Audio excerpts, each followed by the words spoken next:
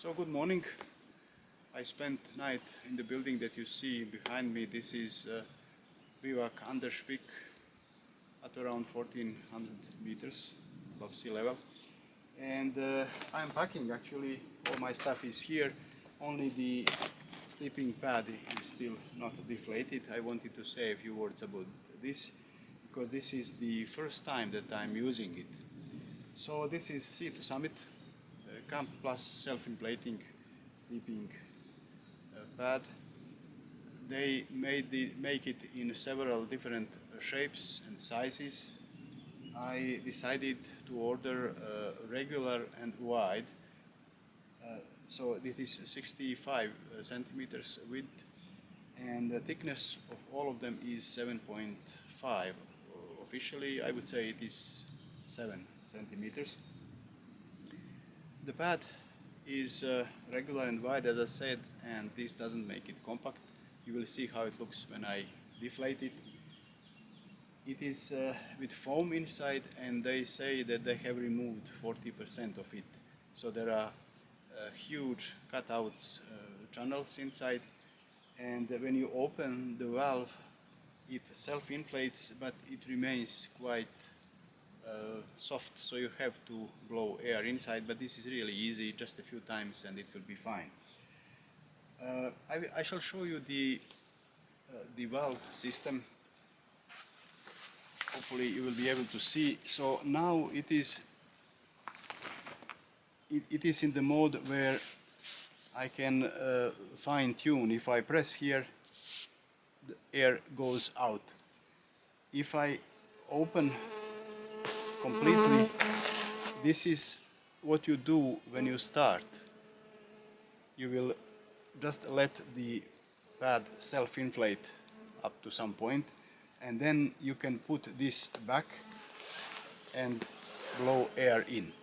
Now I'm going to deflate it, and what I shall do is the following. I rotate this and then press it back, and now when I roll the pad and deflate it, air can go out but not in. So this is a multifunctional inflating and deflating valve what you have here. Now, is it completely reliable? I'm not really sure, but I shall be testing it these days a lot.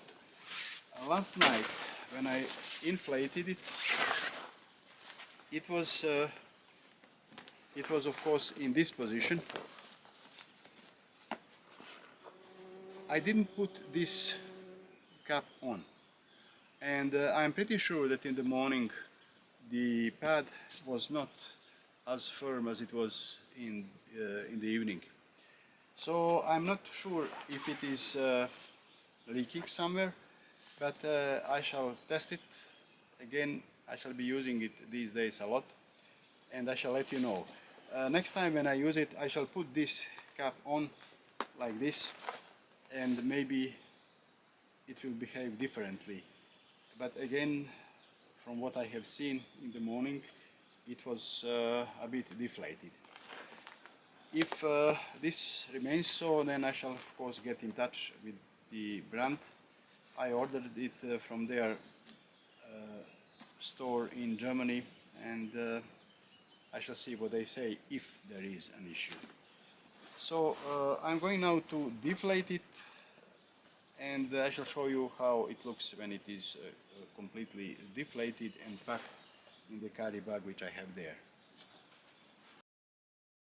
So this is now the pad deflated. I did it actually 3 times. When it is with the full width, I did it twice, and I use my knees for this, and then I fold it in half width, and then roll again and close the valve. So I don't think that you can pack it to a more compact size. It's not really compact, but again, I wanted to have wide and thick sleeping pad with a good R value, which is 4.3 here, which means for me it will work in any season. And as you see, there are two cinch elements here, one on the side and the other on the top, and there is a daisy chain, so this is in case if you want to attach it to your backpack or to perhaps, I don't know, on a bicycle or somewhere.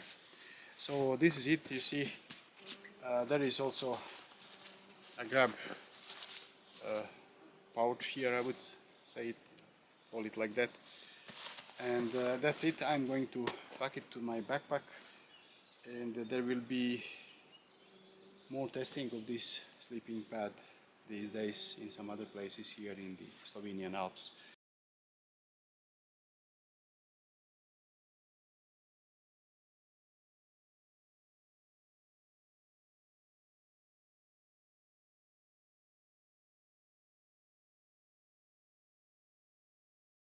So I put my tent, Ferrino.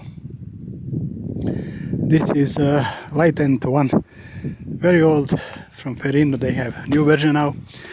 I hardly managed to put it inside of this small chapel, and here is my sleeping stuff. So I have today C2 Summit Camp Plus Self-Inflating sleeping pad. There is a rock over there. I have to be careful not to damage it. Then there is my inflatable 4-class sleeping pillow, and finally Crew Outdoors graphene insulated sleeping pad. So I have been resting 1 hour or so, and just wanted to show you where actually I use this sleeping pad. You see the area underneath is simply rock and quite rough, but I don't feel the ground at all, so it is really promising. Now, just to show you where I was sleeping, this was the area, and my stuff is now packed. So I'm going actually to stash it somewhere here in the rocks to avoid carrying this to the summit, and then on the way back I shall pick it up. So you see, pure rock, and I can tell you I didn't feel it with my C2 Summit Camp Plus sleeping pad, but to pack it back in the carry bag was really some wrestling in the early morning.